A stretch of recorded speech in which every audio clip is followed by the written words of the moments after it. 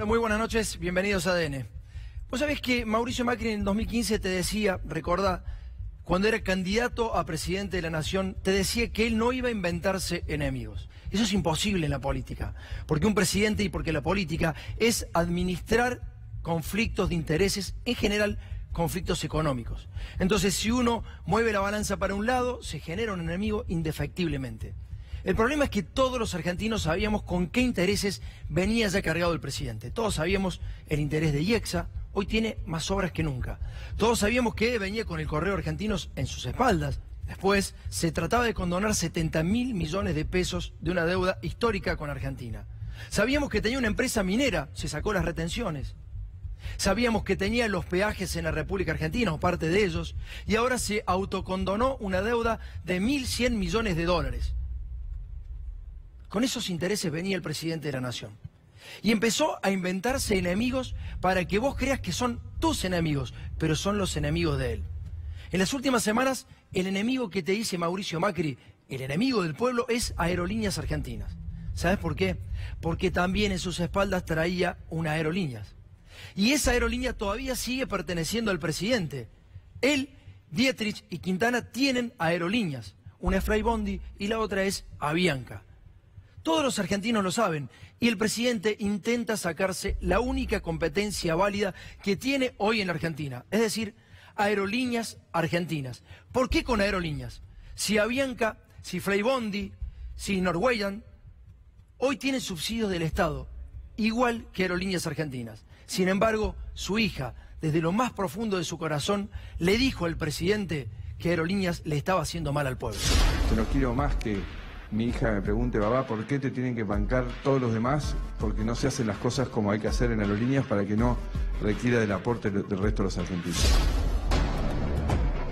Pero el presidente siguió profundizando en su mensaje. En el peor momento en Buenos Aires, en una inundación tremenda, el presidente se abusó de esa situación y tuiteó que Aerolíneas Argentinas era el responsable de esa inundación.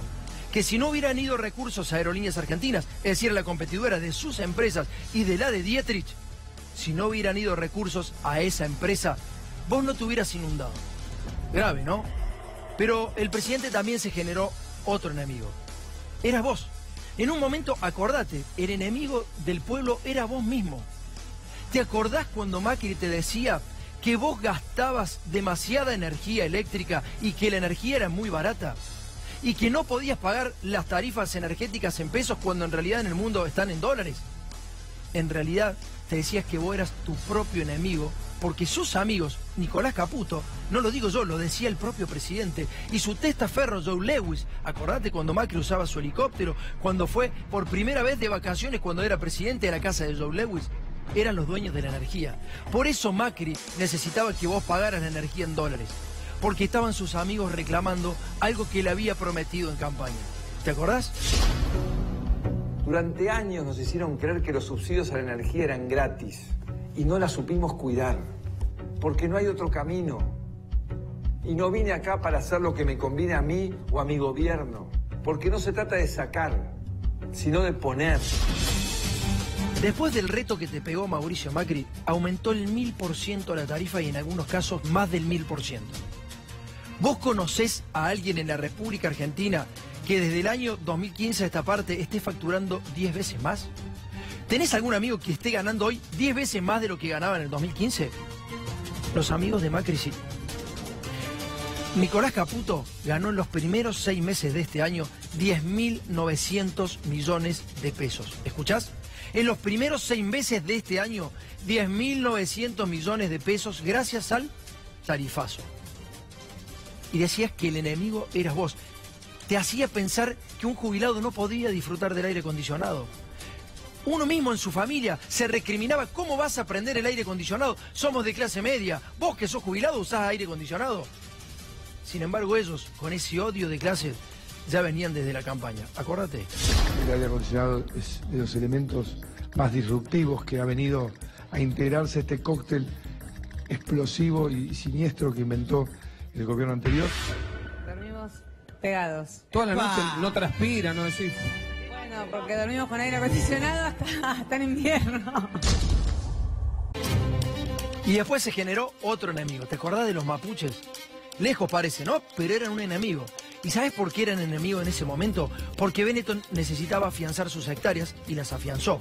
Porque Lewis necesitaba tener más hectáreas y tener en la frontera este y oeste de la Argentina, en la frontera, tierras. Un inglés, Lewis, ya las tiene. ¿Y sabes por qué? Porque necesitaba 30.000 hectáreas el emir de Qatar, el auspiciante del Club Boca Juniors y amigo personal de Mauricio Macri. A eso ya lo tienen.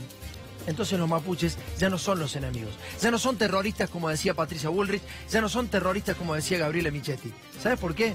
Porque los amigos de Macri ya se hicieron de la Patagonia. Uno es el patrón de la Patagonia y los otros pretenden serlos. Se han quedado con los recursos naturales gracias a que vos creíste que los mapuches eran tu enemigo. En realidad eran los enemigos de Benetton, de Lewis y de Macri. Pero no los tuyos. Y ahora se están inventando un nuevo enemigo. El nuevo enemigo es el Papa Francisco, no es la Iglesia. Es el Papa Francisco que ha cambiado el paradigma de la Iglesia en los últimos años. Es uno de los primeros papas progresistas realmente, que piensa en los pobres, pero además lo dice. No reza por los pobres, lo dice abiertamente. Y es la primera vez que el gobierno ataca directamente al Papa Francisco. A mí me molesta mucho esta idea de que yo soy más amigo que vos del Papa, fui 4 veces a Roma, no tiene que estar para eso el Papa. Me parece que jugar con quién va más veces a Roma, yo por suerte no fui nunca. También, igual que Aerolíneas Argentinas, te dice que la Iglesia no se puede llevar 130 millones de pesos. Pero ¿sabés qué? Mauricio Macri compra 100 millones de pesos en armas para hacer el G20. O le da 700 millones de pesos al Grupo Clarín en el 2018. La pauta del 2017 eran por 549 millones de pesos. Pero te dice que a la Iglesia no le puede dar 130 millones. La pelea es con el Papa, porque el Papa está peleando por los pobres. Y fuimos a ver a una persona en Córdoba que ha peleado sistemáticamente en contra del narcotráfico. La única persona que le puso el pecho a las balas y trabaja en el barrio más carenciado y en la zona roja de la ciudad de Córdoba, donde se ha manejado históricamente el narcotráfico. Se llama Mariano Oberlin y ahora habla de lo que está pasando en este momento entre Macri y la Iglesia de los pobres.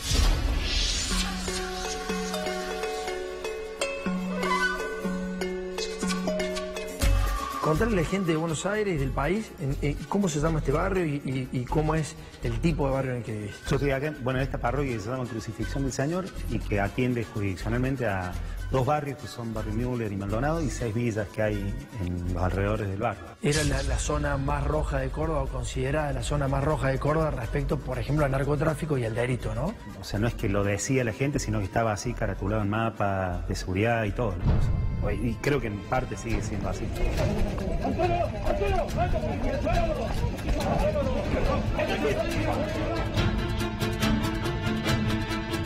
Yo siempre cuento que cuando llegué a la parroquia, en 3 semanas murieron 3 personas vinculadas a esto, 2 chicos jovencitos de 17 y 19 años. Después mataron a una nenita de 4 años, la ahorcaron. Así que dijimos, bueno, acá algo hay que hacer, ¿no? Padre, bueno, ahora si le está sacando recursos del Estado a la Iglesia, ¿no? Hay una fuerte embestida en contra de la Iglesia, dicen que son 130 millones de pesos, y uno se puede pensar, 130 millones de pesos es más o menos un 10% de lo que genera la LARIC por día, o serían una tercera parte de lo que se le da al Grupo Clarín, por ejemplo, por año. ¿Por qué crees que hay un ataque a la Iglesia? Me parece que la figura de Francisco ha generado con mucha polémica. Y con el gobierno anterior se decía que Francisco era el jefe de la oposición al kirchnerismo, el que podía rearmar una elección para ganar el kirchnerismo. Entonces, desde los sectores que hoy le pegan, lo veían como el salvador. Y Francisco siempre tenía una mirada crítica a las cuestiones que no favorecen, digamos, a la gente y especialmente a los más humildes. Y ha intentado velar por los intereses de los más humildes. Entonces, ha sido crítico antes y es crítico también ahora. Lo extraño es que los mismos que antes decían que era el jefe de la oposición, lo aplaudían por eso, hoy dicen que es el jefe del kirchnerismo. ¿Lo recibe a Grabois todo el tiempo y no viene a la Argentina? El Papa Francisco está dispuesto a boicotear este gobierno, porque es el jefe de los piqueteros kirchneristas. Es fuerte lo que estás diciendo. Sí creo que él tiene una mirada crítica sobre todo lo que tiene que ver con la concentración de capitales, con esta cultura del descarte que se ha ido generando por el sistema en el que vivimos y que bueno, es decir, lo que importa es la ganancia y que queda afuera lo lamento y chao, ¿no? Pero me parece que es una cuestión de intereses. Si la iglesia hoy plantea la necesidad de mirar un poco más a los pobres, y bueno, y evidentemente se ve que hay gente a quien no le gusta eso, bueno, que eso molesta, porque evidentemente hay algunas políticas que se han ido tomando que favorecen a sectores más acomodado en términos económicos. No importa si la gente lo tiene que pagar de manera directa en una boleta o a través de los impuestos, pero lo que importa es la rentabilidad de una empresa y nada más. O sea, las empresas tienen que ganar siempre y a costa de lo que sea, y no importa si eso significa más hambre para el pueblo, ¿no? Te están tratando de decir que la iglesia es el enemigo. Mira, sácate de la cabeza lo que es la iglesia tradicional o conservadora. ¿Vos creés que en el proceso militar no hubo curas que le pusieron el pecho a las balas y que pelearon realmente por los desaparecidos y peleaban por un mundo mejor? Bueno, hoy se lo escucha a Bergoglio mucho con ese mensaje. Y cuando se lo va escuchando con ese mensaje a Bergoglio o a algunos referentes que tiene la Argentina, estos muchachos son atacados, Miguel. Sí, son atacados porque representan un modelo muy distinto al modelo de Cambiemos. Por eso son peligrosos. Y por eso el Papa Francisco representa a alguien desde lo ideológico muy peligroso para los intereses de Cambiemos. Como es alguien muy peligroso por los planteos que hace, por la lucha ideológica que tiene contra el modelo de Macri, generan un ataque sistemático a cualquiera que esté del lado del Papa. Y lo que hacen es inmediatamente, a través de, además de los medios de comunicación, es demonizar cualquier acto del Papa. Por ejemplo, si el Papa le regala un rosario a Milagro Sala, bueno, el Papa está beneficiando a un delincuente según el análisis que se hace. Se hace eso y además lo que se genera es un ataque permanente a cualquiera. Por ejemplo, se habla de el piquetero del Papa, del aliado del Papa, y así van estigmatizando a cualquiera que le sirva para esta pelea entre la iglesia y el gobierno. Sí, y en realidad yo diría que más allá del gobierno, yo no creo que el Papa se levante pensando en qué está pasando en la Argentina solamente y exclusivamente en la Argentina. Sí sabe el Papa que el neoliberalismo está arrasando con todo, y me parece que la pelea va por ese lado.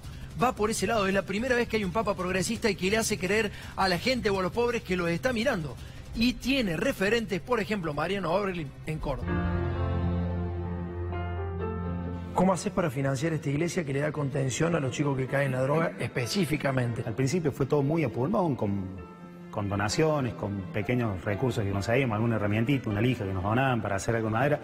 Nosotros mismos hacíamos cosas con los chicos, entonces me pasaba a mí, digo, por ahí hacer un jueguito asador, una parrilla, lo que hacían ellos era para vender y una monedita que eso se llevaba, y lo que hacía yo era para poder pagar la luz. ¿Cuánto pagás de luz acá? En ser cerca de 3.000 pesos por mes, y en los galpones, en el primer galpón que armamos, ahí no nos pueden subsidiar nada, así que estamos pagando cerca de 8.000 pesos por mes más o menos. 8.000 y 3.000. Una aclaración también respecto a esto que hablábamos al comienzo, ¿no? Del aporte a la iglesia. De todo eso a las parroquias de barrio no nos llega nada. O sea, a nosotros no nos cambia la vida en absoluto, digamos. ¿Usted lo ve como un desafío de gobierno hacia la iglesia? O sea, no me animaría a hablar de la otra parte, digamos. Sí diría que como iglesia, sería bueno que la iglesia se termine de separar del Estado en este punto para poder decir lo que se piensa sin ningún tipo de atadura. Bueno, uno entiende también que hay mucha gente que está enojada con la iglesia y que no quiere que de sus impuestos vaya plata a la iglesia.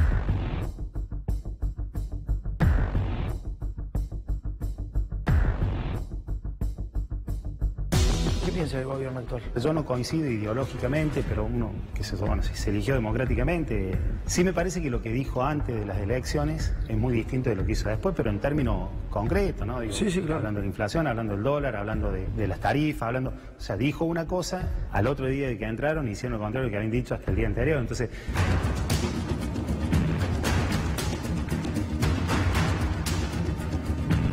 Muchos puestos de los formales que se van perdiendo, que no son precisamente los que ocupa la mayoría de la gente de nuestros barrios. Indirectamente significan mucho menos chango. Una persona que perdió el empleo en una fábrica o en un puesto estatal o lo que sea, evidentemente va a contratar un albañil menos para que le haga una changuito, una empleada doméstica menos o lo que sea, que es lo que eso se la nota. mayoría de la gente. Sí, se eso nota se nota mucho. Sí. En Córdoba estamos en una ciudad conservadora, no es ni malo ni bueno, estamos en una ciudad conservadora. Le preguntaron en un canal de televisión por Gendarmería, si estaba bien o no que requisaran los colectivos. A mí personalmente, además como hijo desaparecido, me hace como ruido, ¿no? Que esté la Gendarmería subiéndose a los colectivos pidiendo documentos. No sé si realmente eso sirve para algo. Simplemente la percepción personal mía y por ser hijo desaparecido no es la mejor, digamos. ¿Cuál fue la respuesta de la gente en general? Generó una catarata de 400 mensajes insultándome que cómo no te desaparecieron a vos, que junto con tu viejo, y después vos porque trabajas con todos choros, que hay que matarlos a todos. Me genera así como mucho ruido y casi diría que hasta un poquito de miedo, no por mí, sino por la gente con la que estamos trabajando, ¿no? Quiero creer que eso es simplemente una expresión de bronca en un medio y nada más, y no que se está gestando algo de ese tipo, ¿no?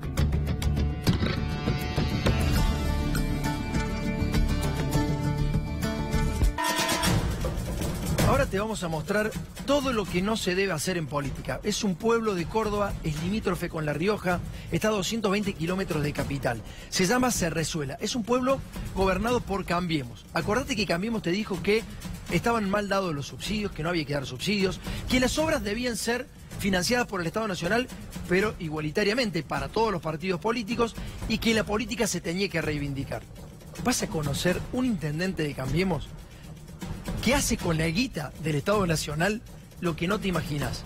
Que no está en el pueblo, vive a 220 kilómetros del pueblo, el intendente, es decir, no está en el pueblo.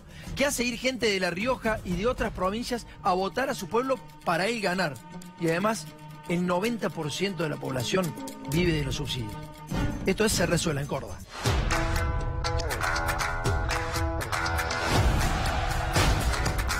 ¿Cómo se llama el intendente de acá de Cerrezuela? Juan Martín. ¿Dónde está? Tiene que estar ahí. ¿En la Muni? Sí, ahí en la municipalidad. Me dicen que vive en Córdoba. ¿Vive en Córdoba, sí? ¿Vive en Córdoba? Creo que sí. ¿Lo viste muchas veces acá o no? No, yo casi no. Señores, disculpe. Una pregunta, ¿está el intendente? No sé. ¿No se encuentra? ¿Hoy estuvo acá? ¿No vive en Córdoba él? No, él vive acá. ¿A dónde vive, che? Vive acá en Cerrezuela. Sé que vive en Córdoba. Vive en Córdoba. ¿Y cómo vive en Córdoba el intendente de acá? No sé.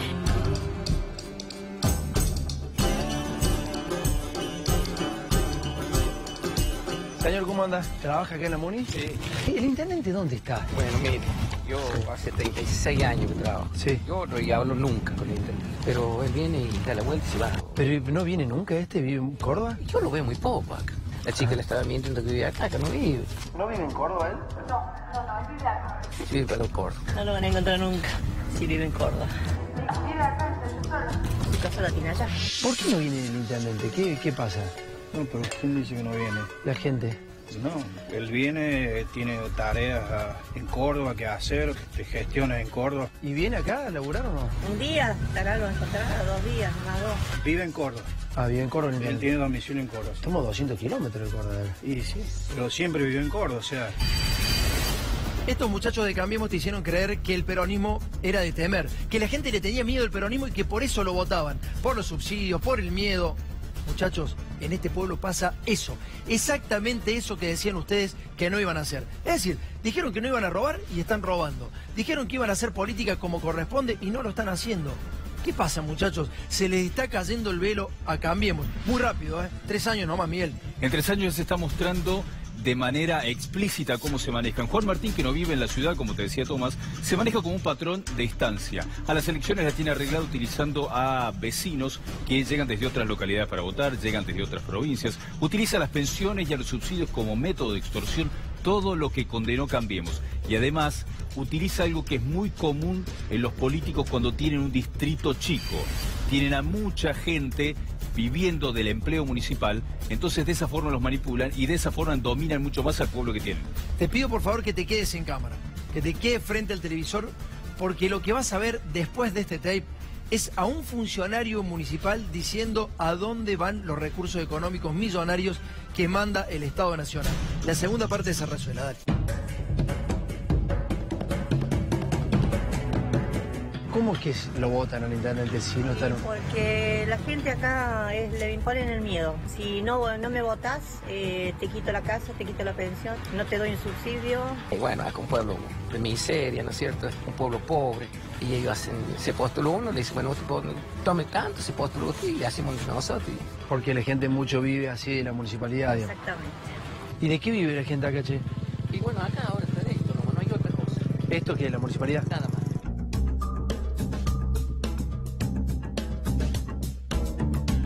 O sea, la gente vive de las pensiones y del trabajo municipal. Nada más, y no hay otra cosa. No hay otra cosa. ¿Y por ahí viene más gente en elecciones de la que hay en el pueblo? Sí, vienen de Mendoza, traen de La Rioja, vienen de acá de San Luis. ¿En las elecciones viene gente de afuera a votar? Sí. ¿De dónde vienen? De Córdoba, Calera, de Chañar. Para las elecciones, grande cantidad de gente y después el pueblo queda muerto. Por eso gana, capaz. Claro. Digamos, la gente está atada, digamos, ¿no? Claro, viene con hambre, pide, y entrar es como si tuviéramos un pozo en un desierto con agua, y ese pozo ahí van a bajar el chancho, el monte, la cabra, todo van a ir ahí, los animales, porque no tienen otra. Y así, así el negocio, un negocio que han agarrado y bueno, y así. ¿Y cuánto cobra el intendente acá, no sabes? Sí, como 80.000 pesos. ¿80.000 pesos cobra? 80.000 pesos, es más o menos lo que se maneja en el presupuesto. ¿A qué partido pertenece el intendente? A la Unión Cívica Radical. O sea, ¿cambiemos hoy o no? Cambiemos, sí. Lo que vas a ver ahora te lo decía recién. Si realmente lo que estás escuchando es verdaderamente hasta tragicómico, lo que vas a escuchar ahora es tremendo. Porque es un pueblo muy chico, no es un estado nacional o no es la provincia de Buenos Aires, no es capital federal, como para poder corroborar si se está robando o no se está robando. En estos pueblos cuando se roba, se nota claramente. Cuando no está el intendente, se nota. Cuando viene un vecino de La Rioja a votar al intendente, y se nota. Se nota que el intendente vive a 220 kilómetros y que toma el pueblo como un kiosco. Es decir, es un kiosco más del propio intendente. Ahora vas a ver qué hace con los millones de pesos que le manda el presidente Mauricio Macri a este señor. En este caso lo que dicen es que recibieron la plata para obras que tienen que ver con el agua y que las obras están en camino. Pero claro, como no es una ciudad muy grande, todos se dan cuenta que en ese lugar no se nota el avance de la obra. Recibieron la plata, no se nota que la estén usando y todo se parece a un curro de Cambiemos. Vas a escuchar al secretario de Finanzas diciendo que han llegado millones para una obra de agua. Ese pueblo, la sequía es tremenda, no hay agua corriente. Fíjate lo que hizo el intendente. Hace un tiempo bajó a Buenos Aires y trajo bastantes recursos para hacer obras porque acá no hay cloaca, no hay agua. ¿Y trajo plata de Buenos Aires? Sí. ¿Y qué hizo? Estaban haciendo bastantes obras, fundamentalmente ese tema del agua. ¿Y están haciendo inversiones? ¿Han visto que han tirado algún caño, algo de agua? No hay red, no hay nada. Fundamentalmente el tema del agua. ¿Lo están haciendo ahora? Sí. ¿Podemos ir a verlo? Sí, la planta de agua está en la otra cuadra, sí, al fondo. ¿La planta de agua? La planta de agua. Sí. ¿Esa es la planta de agua? Esta es la planta de agua que tiene. ¿Y qué ha hecho ahí? Y ahí están agrandando la planta de agua, bueno, y haciendo refacciones, colocando cañería. ¿Hay un cartel, algo que diga la licitación y eso cuánta plata es? No. Bueno, recién el secretario de Hacienda del municipio nos dijo que estaban haciendo una inversión millonaria que le había dado Cambiemos al intendente de acá porque es del mismo partido, dice que es una inversión millonaria de agua. La planta de agua, ahí está la inversión. Esta es la planta de agua. Mira. Y me dijo que han invertido millones de pesos ahí. Es la que se le han llegado a los millones de pesos. Fíjate en qué condiciones está. Como vemos tiene roturas. Mirá la inversión que están haciendo con fondos nacionales.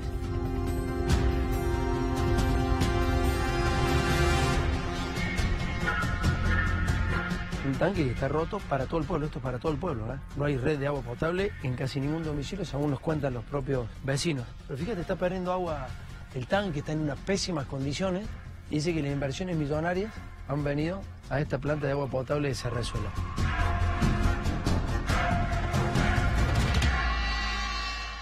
Bueno, y estamos viendo la inversión en caños, como decía el secretario de Hacienda, que están haciendo esta inversión en caños. Estos son los caños que están invirtiendo con fondos nacionales. Se ven los millones de pesos, ¿no? Se ven los millones de pesos que está invirtiendo, en este caso, el Estado Nacional, en el agua para un pueblo que la sufre y mucho, digamos, a la sequía. Te das cuenta cómo afanan todo, ¿no? Así como este pueblo, hay 426 en Córdoba y los municipios de Cambiemos están recibiendo los recursos económicos y de esta manera supuestamente lo están invirtiendo. Ellos dicen que la principal inversión es esta con fondos nacionales. Bueno, Bueno, ya es el momento de presentarlo a Mauro Fulco. Trae un informe tremendo, verdaderamente, del consumo de carne en Argentina. ¿Le puedo dar la mano, señor Fulco? Sí, por supuesto, ¿Puede siempre. ser? Sí, ¿Me puedo acercar? Porque parece una persona muy fría. Me ha dicho mi vieja, mi familia, me dice, qué frío que es Mauro. Tienen razón. ¿Sí? ¿Por qué sos tan frío? ¿Por qué sos tan duro? Me cuesta entrar en confianza. ¿Sí? Muchísimo. Pero hace un año que nos conocemos. ¿Tanto ya? Claro, un año, sí. Ya estamos terminando el año y hace un año que nos conocemos. Pensé que era menos, realmente. Fue un gusto y un placer, en serio. ¿eh? ¿Me estás despidiendo? No, le digo por el año. No, para mí también, realmente la he pasado muy bien. Gran informe ha hecho Mauro Fulco para este programa. Lo que estamos tratando de demostrar es cuánto bajó el consumo de carne en los argentinos. Y realmente hay cifras para esto, no es una entelequia, no es una abstracción. Bajó 12 kilos de carne el consumo de un año a otro. Y te cuento una cosita más. Estamos en el peor momento histórico del consumo de carne. ¿Es así? Ni siquiera en 2001 estábamos con un consumo per cápita anual tan bajo como estamos hoy. Es un país, digamos, carnívoro por excelencia de la Argentina. Claro, sí. Vos sabés que Mauro te contaba antes de entrar al estudio que hay amigos, compañeros míos, digamos, de clase media, digamos, que siempre se hacían su asadito, pero ya ni siquiera hablan del asado. Hay pibes que están diciendo, che, ya no como más carne, una vez por semana, voy al súper yo mismo y veo el precio de la carne y me parece exagerado, no puedo comprarla. Verdaderamente se sufre esto en Argentina. En este laburo que hicimos, que lo que intentamos no solamente fue hablar con gente representativa del sector, sino también recorrer carnicerías, hablar con usuarios, con consumidores, y realmente está muy preocupada la gente de la industria de la carne por la baja del consumo. Vale, vemos el informe.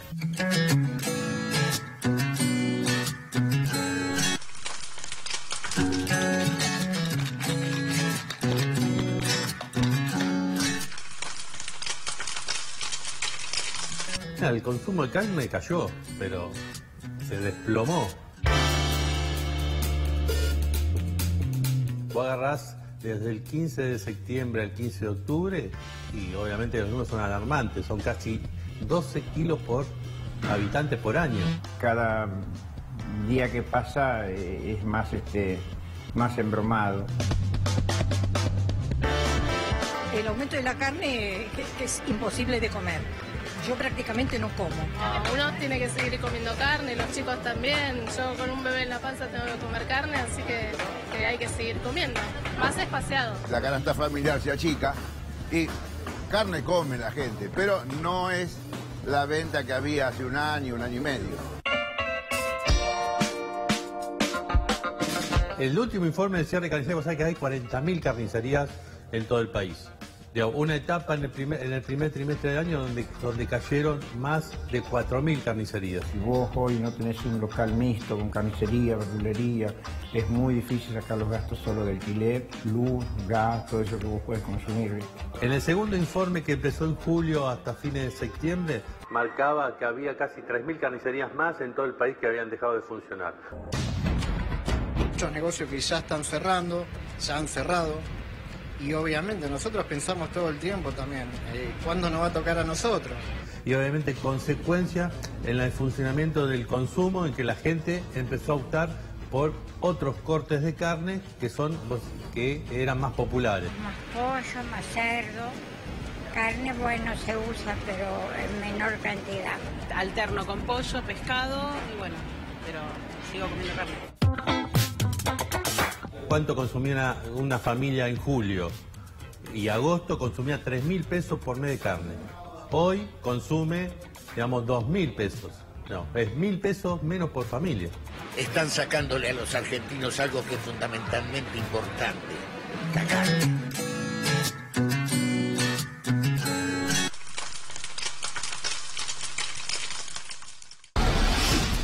Uno parece como que está solo en la realidad y me parece que los medios de comunicación, el enfoque que le dan o lo que intentamos darle por lo menos de acá desde ADN es a la gente por lo menos la situación de que no está sola, digamos, de lo que está pasando en la familia. No es que está pasando solamente en tu familia, no es que vos solamente dejaste de comer carne.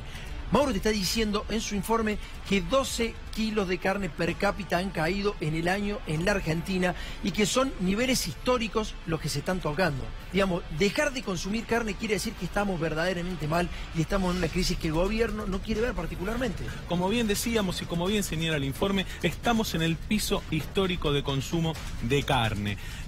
Y lo que sí también hacían y reflexionaban, hacían una reflexión los entrevistados, es cómo vamos a comprar carne si la plata se nos va en otras cosas. Se nos va en los aumentos, se nos va en el día a día. Silvio Cheún, que es uno de los entrevistados, hace una reflexión muy profunda que es, arrancás el día con 100, 200 pesos abajo. Leche, una tostada, manteca, ya arrancás con 100, 200 pesos abajo para darle un desayuno a un chico. ¿Cómo llegás a fin de mes?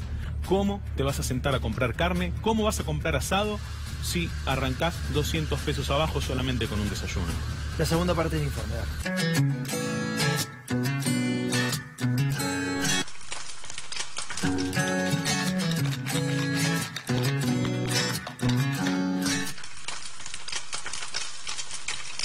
El consumo cayó. Te das cuenta que cayó porque la gente ahora se tiene que fijar, porque los gastos que tienen también en sus hogares son gastos muy grandes, no sé, la nafta, la luz, el gas y todo eso. Bueno, eso le afecta. Agarremos 3 épocas, agarremos la crisis 2001-2002, se consumía 59 kilos de carne por habitante por año. Agarremos el 2015, la ida del gobierno anterior, 61 kilos 500 por cápita por año. Y agarremos este peor momento que la cifra promedio marca por debajo de los 49 kilos, la peor de la historia. Esa caída así como ahora en el consumo, yo no la he visto tanto, no. Mire que tengo años en la carne, y aún en momentos difíciles, en 2001, todo eso, nunca cayó tanto. Antes podíamos comprar 2 kilos, ahora 1 kilo, a veces medio kilo, según lo que uno tiene en el bolsillo, ¿no? La pérdida, digamos, de consumo de carne en los sectores más bajos y de mayor, de los que están registrados laboralmente en esa franja salarial, nunca en la historia pasó que consumieran menos de 40 kilos de carne, nunca. Carne yo no consumo, la carne es imposible. Vos tenés 2 hijos. Ya nomás cuando arrancás la mañana con un solo hijo, tenés 100 pesos, 1 kilo de pan y 1 litro de leche. Para arrancar la mañana nomás. Y compro lo necesario, ¿viste? Para la semana. ¿Qué va a ser? Otra cosa no queda. Y si no comemos verduras. Y si no, no comemos nada.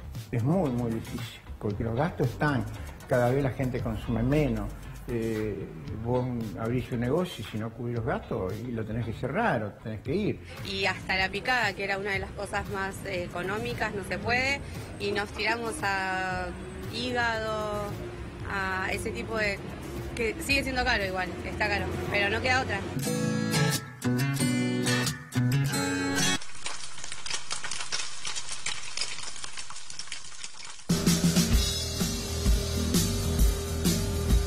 Una de las principales industrias alimenticias de la República Argentina está en Córdoba, se llama Arcor, y ha perdido este año 6.200 millones de pesos. Hay una situación de mucha incertidumbre para saber qué es lo que va a pasar. Imagínate si le pega la crisis a este tipo de empresas que son fuertes, que son argentinas, que vienen laburando desde hace mucho tiempo, que le ponen el pecho al país desde hace muchísimo tiempo, y los trabajadores están con una incertidumbre absoluta. 6.200 millones de pesos ha perdido Arcor. Pero las empresas de los funcionarios del gobierno siguen echando gente. Siguen despidiendo y en este caso no son empresas a las que les está yendo mal. Como tienen a funcionarios metidos en esas empresas, a estos les va muy bien, pero empiezan a aplicar la flexibilización laboral sin la ley. Lo van haciendo ellos porque ven que lo pueden ejercer. En este caso generaron despidos masivos en Fredo y a una persona, por ejemplo, que tenía más de 20 años de antigüedad, cobraba 20.000 pesos por mes, la despiden y después para conseguir el mismo trabajo tiene que ir a una empresa tercerizada que le ofrece el mismo puesto por mayor cantidad de horas, pero le paga solamente 12.000 pesos. Este es el modelo de Macri que lo está implementando con las empresas amigas. Para, Miguel, para un segundito ahí. Estuviste haciendo la nota. Eso es tremendo. La misma empleada que despiden, que estaba cobrando 20.000 pesos, la toma Fredo nuevamente, ya sin antigüedad, a través de una empresa tercerizada. ¿A cuánto la toma? La misma persona que cobraba 20.000 la toma a 12.000 pesos. Están haciendo mierda el trabajo estos muchachos. Y lo que vas a ver acá atrás es cómo las empresas de Quintana hacen negocio con el Estado. Fíjate, las tarjetas sociales, las que usan los subsidiados, ¿no? estos son los que odian a la gente de Cambiemos, los subsidiados, aquellas personas que supuestamente viven del Estado. Mirá cuáles son las empresas que trabajan con esa tarjeta social. Abrí la página del Banco Nación y te vas a encontrar con esta imagen. Pharmacity, Simplicity y Look. Todas del señor Quintana. Las tres trabajan con las tarjetas sociales, las de los subsidiados del Estado. Increíble, ¿no? Dale, vamos a Fredo. Todo lo que tenga que ver con asegurar a nuestros trabajadores son elementos esenciales. Hubo una serie de despidos y de reducción del personal ya que viene desde el 2017 más o menos, con retiros voluntarios, y después se despidió efectivamente a todos los empleados, tanto de planta como de empleados de atención al cliente, que eran los de las sucursales. ¿Cómo te avisaron que quedabas sin laburo? Y por medio de mis compañeros, no fue una comunicación formal por la empresa. ¿A cuántos empleados de Fredo echaron? Aproximadamente 300.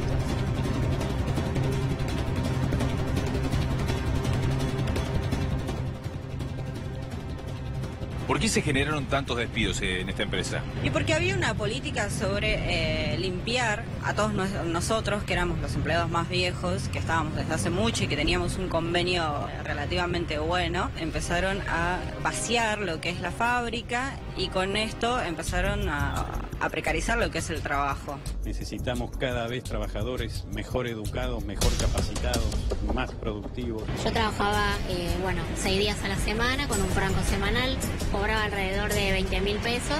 Y en teoría eras cara para la empresa.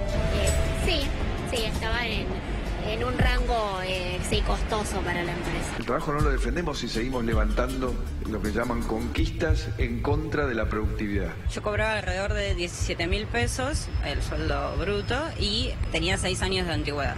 O sea, los despidos masivos fueron para precarizar el trabajo. Sí, exactamente. Y hay que trabajar sábados y domingos. Y hay que hacerlo de una forma más flexible. Contrataron gente más barata para ello. Fredo te echó. Volviste a pedirle trabajo a Fredo con esta nueva modalidad precarizada. ¿Cuánto te ofrece la empresa ahora? En realidad, el franquiciado está pagando aproximadamente entre 12 y 15.000 pesos. Estamos tratando de bajar el costo laboral. Hay gente grande que, no puede ubicarse en cualquier tarea o en cualquier lugar. Ya tenían su antigüedad, tienen mucha experiencia, pero hoy en día el trabajo es poco. Está muy complicado. Yo todavía no conozco a ninguno de mis compañeros con los que trabajaba cotidianamente que haya conseguido otro trabajo. ¿Conocés a alguno que haya conseguido trabajo? No, todavía no. Bueno, estamos llegando a fin de año y también nos estamos despidiendo. A mí me gusta despedirme antes y con tiempo para que no sea tan brusca la despedida, ¿sí? Míreme con mar. Pero ese güey te parece lo un mismo, cubo, lo mismo de Fulco, que es un despido. No sé, no hay ningún despido. ¿Qué está a tono con el gobierno? No, con Fredo. Me dejé helado. No tengo nada que ver con Qué eso. curiosidad lo que presentaba Mauro Fulco. Baja el consumo de la carne y Macri estuvo la semana pasada en la final de asado que compartimos acá. El asado de obra, esa nota también fue tremenda, Lautaro. O sea, el asado de obra, la gente diciendo, che, yo esto en mi familia no lo puedo morfar, y le estaban haciendo el asado a Macri. El presidente no se da cuenta, es como que vive en otro mundo, ¿no? No puede darse cuenta de lo que nos está pasando a los argentinos. Bueno, ¿qué trajiste hoy? Dale. Estuvimos en un barrio Paquete. Sí. Es la única pista que voy a dar. Hicimos una encuesta, mano dura, justicia por mano propia. Sí. Y lo de Bolsonaro en una segunda parte. Dale, vamos. ¿Qué ministro le gusta más de este gobierno? Patricia Bullrich. Patricia Bullrich. Patricia Bullrich me encanta. Patricia Bullrich. Patricia Bullrich, ¿por qué? Porque es una mujer firme y que tiene las cosas claras. Porque me parece que tiene las cosas más claras. Porque es honesta. Es excelente, trabaja muy bien. Ninguno es servidor público. ¿Le gusta Patricia Bullrich? Ella me interesa porque veo que está comprometida. La verdad, ella me gusta. Patricia Bullrich bien. Me parece que está trabajando bien. ¿Le gusta Patricia Bullrich? Me encanta. Aparte es una tipa que ha estado en todos lados y sabe de varios partidos. Seguro. No. No, conoce de política pública. ¿Cómo tomó las declaraciones del otro día de Patricia Bullrich, que dijo? El que quiere estar armado, que anda armado. El que no quiere estar armado, que no anda armado. Y es así en el mundo. Si alguien tiene armas declaradas, puede andar armado si es necesario. ¿Está a favor de la aportación de armas? Por supuesto que sí. Estoy a favor del uso legal de armas. ¿Usted porta armas? Por supuesto que sí. ¿Sí? ¿La usaría para aplicar justicia por mano propia? no corresponde, pero en un estado de inseguridad absoluta a veces se presentan situaciones dudosas. ¿Qué pistola tiene? Bueno, eso es un secreto. ¿Usaría lo que tiene como secreto para aplicar justicia por mano propia? Por supuesto. ¿Ya lo tuvo que utilizar alguna vez? Casi. Mauricio Macri hace unos años dijo: la Argentina es un colador. Porque entraban por todas las fronteras. Sí, era verdad. Pienso que es cierto. El norte es un colador. El gobierno anterior estuvo 12 años evitando que se radarice la zona.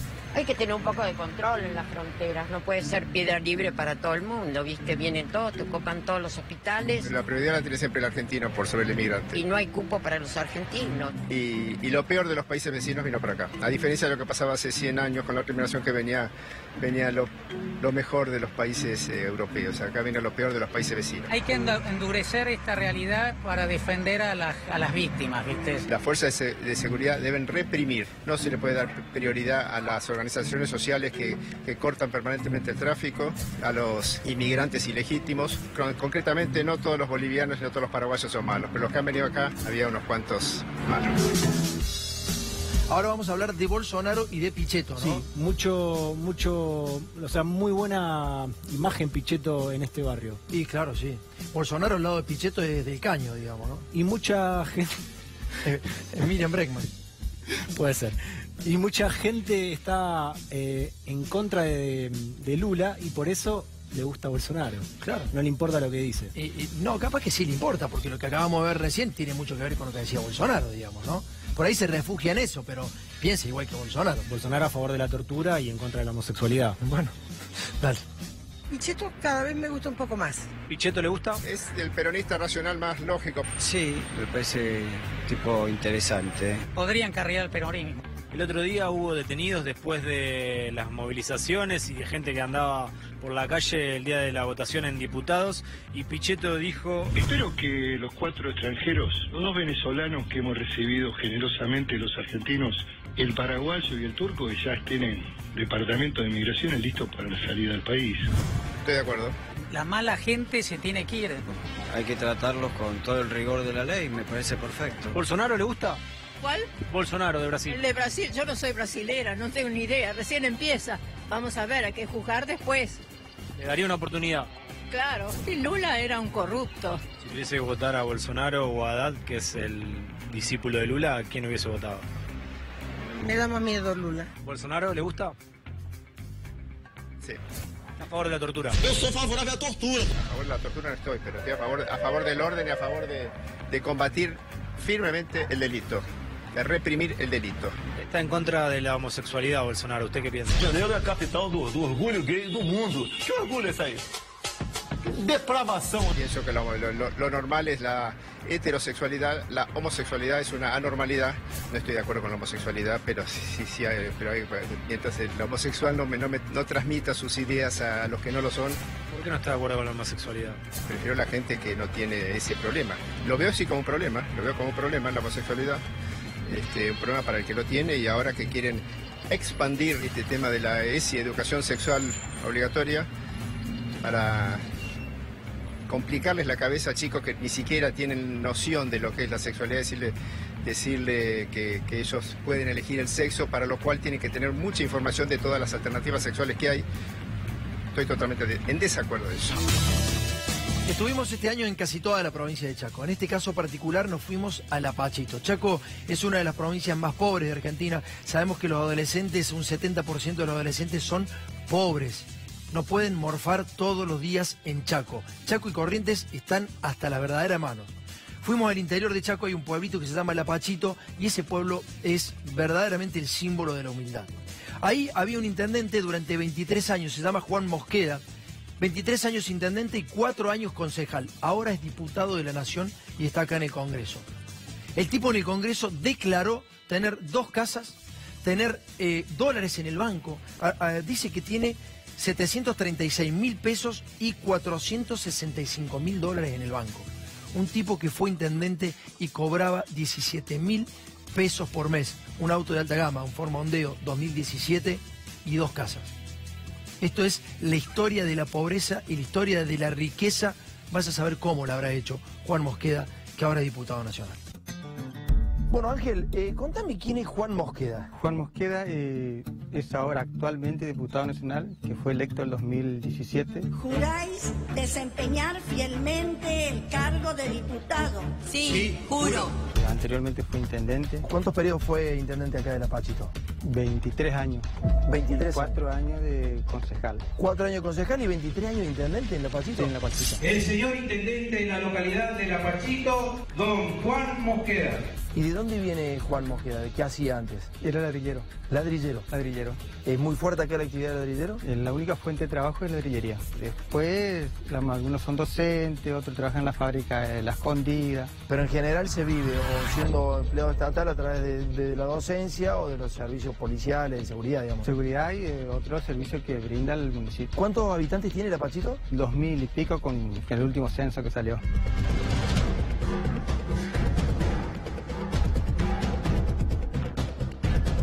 Bueno, y este Juan Mosqueda me decís que venía de ser empleado municipal, pasó a ser concejal y después 24 años de intendente. Sí. ¿Cuánto cobra un intendente acá? Tiene que estar alrededor de los 16.000 pesos. Y en época de Juan Mosqueda, ¿cuánto el año pasado? 14.000 pesos de bolsillo. 14.000 pesos de bolsillo. ¿Y qué es la esposa de Mosqueda? ¿Qué hace? Es docente, un solo turno. ¿Y aproximadamente cuánto será un salario? Eso depende de la antigüedad, ponerle 18.000 por ahí, con mucha antigüedad. Así que entre ambos podrían constituir un sueldo de 30.000 pesos. 30.000 pesos más o menos. Hoy diputado nacional Mosqueda Juan, y aparece en su declaración patrimonial integral ante la Oficina Anticorrupción que tiene un depósito de $465.000, otro depósito en moneda local de 736.000 pesos, una casa de 1 millón de pesos, otra de 600.000 pesos y un auto Mondeo que me dijiste que ahora lo cambió. Ahora lo cambió, tiene un Mondeo 2017. El Mondeo 2017, 800 lucas, 700 lucas. Y por ahí tiene que estar ahora. ¿Y cómo justifica esto? Y eso es lo que me gustaría saber a mí, cómo justifica, porque yo le sumo y no le da. Multiplicando por los 23 años, imposible, porque años anteriores ganaba mucho menos. Era empleado municipal, concejal como vos, un concejal, ¿cuánto gana hoy? Hoy está 8.000 pesos. 8.000 pesos de bolsillo. Acá, de bolsillo. O sea que un tipo cuyo grupo familiar hoy reúne 30.000 pesos aproximadamente por mes, pudo ahorrar $465.000, 736.000 pesos, tener 2 casas, una de 1 millón de pesos, otra de 600.000, según la declaración jurada, y un Mondeo casi 2017. 2017. ¿Cómo hizo? No sé cómo hizo. Nosotros como personas vamos a progresar, vamos a progresar.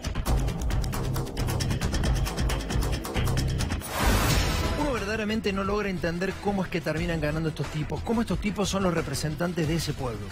Cómo este es diputado nacional del pueblo de La Pachito, cómo llegó a ser intendente durante 23 años. Ahí no pueden jugar los medios de comunicación porque La Pachito es menos que un barrio de la provincia de Buenos Aires. No hay densidad poblacional, se conocen todos lo conocen al intendente, todos vieron el crecimiento patrimonial del intendente, todos interpretan de dónde salen esos recursos, pero lo siguen votando. Lo seguimos votando los argentinos, porque no es solamente en La Pachito. Es como si los argentinos fuéramos rehenes siempre de los mismos. Y es cíclico. Es uno, se roba, se corrompe, se va, viene otro que antes había robado y después vuelve el otro, y se van intercambiando. El bipartidismo es histórico en la Argentina, pero en este caso ya lleva 30 años en ese pueblo y la gente viendo cómo este tipo morfa y ellos no pueden comer. Morfa del Estado, morfa de su esfuerzo, y estos tipos no pueden comer. Ahora está en el Congreso de la Nación, se llama Juan Mosqueda. El diputado Mosqueda tiene tantos bienes que compite con el presupuesto de La Pachito. Es una situación muy difícil de explicar. Viene hace muchísimo tiempo solamente con la función pública. No puede justificarlo con la herencia, no puede justificar ni puede dibujar que ganó el 15, no puede justificar de ninguna manera la plata que tiene. Si vos sumás los sueldos que tuvo, los gastos que tuvo, la única conclusión que podés sacar es que este tipo se dedicó a ser corrupto todos estos años. Claro, está muy bien eso, digamos, si vos sumás exactamente los 17.000 pesos por todos los periodos que pasó este tipo y además como concejal que cobraban 9.000 pesos actualizados y claramente no pudo vivir, ni siquiera pudo vivir este tipo. Sin embargo, se dio la posibilidad de ahorrarse 2 casas en dólares, depósitos en pesos y un Ford Mondeo 2017. Increíble, ¿no? Ahora es diputado nacional. ¿Cuánto es el presupuesto de acá del pueblo? Para el 2017 pasó 31 millones, no sé cuánto. 31 millones de pesos aproximadamente. Y este tipo, si vos te pones a sumar todo lo que tiene, es casi 31 millones de pesos, digamos, ¿no? Sí, casi.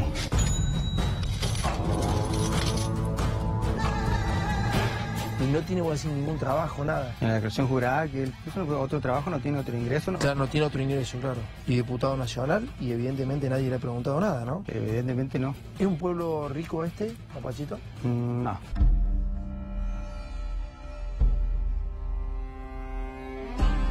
Pueden mirar acá, por ejemplo, este pertenece al ejido municipal, donde acá no le presta ningún servicio. Nos vamos a empezar a desarrollar en todo lo que todavía nos falta. No tienen agua, y cómo están las calles, no tienen zanjeo. Hicimos un montón y todavía nos faltan algunas cosas. Claro, el municipal no hay hospital y no hay nada. Acá de la municipalidad no le presta ningún servicio. ¿Y la gente por qué no se da cuenta? ¿No se da cuenta de esto? Digo, ¿no vio nunca que este señor vive de esta manera y el resto cómo vive? Es que nunca vieron eso. Es grave, ¿no? Y es grave porque si vos te pones a analizar cómo ahorró esa plata con tan poco ingreso es imposible. ¿Ustedes controlan, tienen algo en el Tribunal de Cuentas? Yo presenté nota en el Tribunal de Cuentas y en el municipio también. Hasta hoy me negaron todo el acceso. No me brindan ninguna respuesta.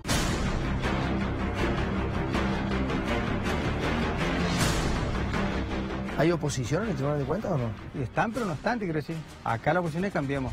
Acá maneja el oficialismo que ahora es justicialismo. ¿Y que no hacen nada, digamos, la oposición no hace nada? Y para mí, no sé.